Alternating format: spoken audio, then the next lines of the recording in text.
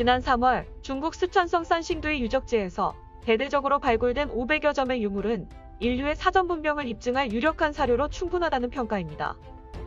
당시 CCTV를 통해 발굴 작업이 생중계되면서 공개된 유물은 고대 중국 신화로 여겨온 산해경에 기록된 너무도 기이하고 괴상한 형상과 거의 일치했습니다.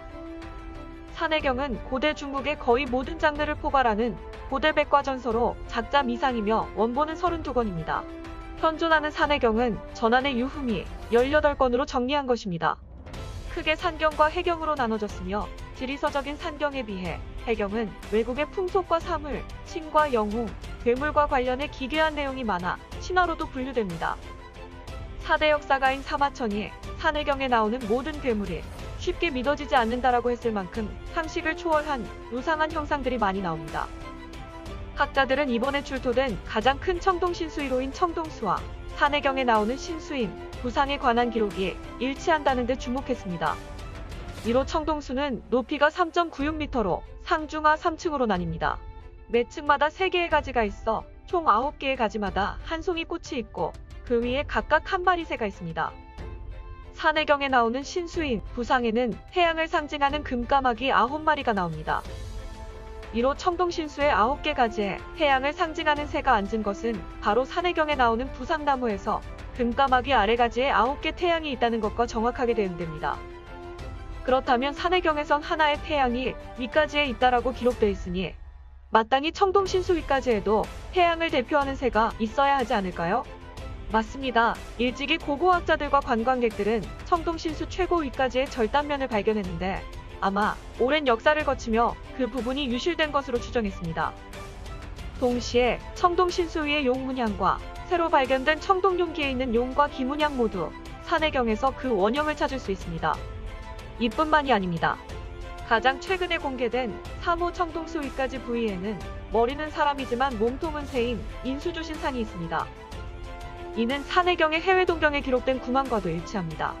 여기서 구망이란 부상 관리자의 명칭입니다. 또한 머리는 사람이고 몸은 뱀인 인수사신 청동상도 여러 개 출토됐는데 이 역시 산해경의 기록과 일치합니다.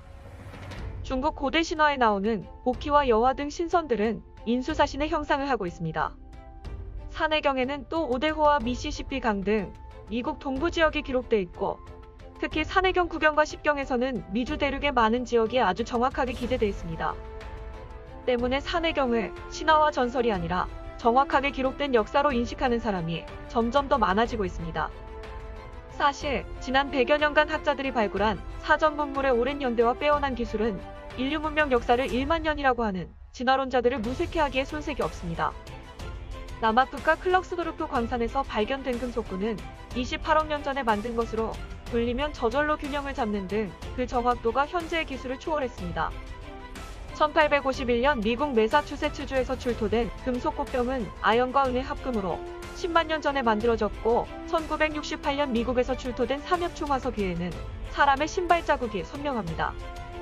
1972년 프랑스 과학자들은 아프리카 가봉공화국 우라늄 광산의 대형 핵반응로를 조사하여 약 20억 년 전에 만들어 50만 년을 가동한 것으로 밝혀냈습니다. 2016년 지질학자 우칭농 연구팀은 요 임금시대의 대홍수가 역사적 사실임을 입증하는 논문을 사이언스에 공개했습니다. 우임금이 다스렸다는 대홍수가 4400에서 4300년 전에 발생했지만 오래도록 고고학적 증거 부족으로 신화나 전설로 간주됐던 겁니다.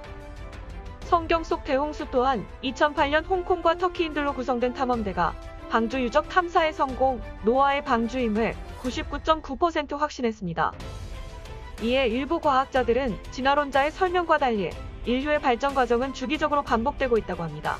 다시 말해 매 주기마다 지구에 대재난이 발생하면 당시 존재하던 문명이 회멸되고 이때 살아남은 사람들은 원시 상태에서 다시 시작해서 발전하며 다음 문명 시기로 진입하고 또 일정한 시기가 지나면 다시 재난을 겪고 또다시 시작한다는 겁니다. 성경과 불교 경전을 비롯해 동서양의 많은 예언에는 인류의 도덕이 타락한 말겁시기 최후에 신이 돌아올 것이고 인류는 재난을 당할 것이라고 말합니다. 만약 이것이 단순한 설이 아니라 정말로 신의 말씀이라면 오늘날 인류가 처한 시대를 어떻게 보아야 할까요? 또 이전의 전철을 되풀이하지 않으려면 어떻게 해야 할까요? 기나긴 역사의 흐름 속에서 인류의 역사와 생명에 대한 인식은 아직도 수수께끼로 남아 있습니다.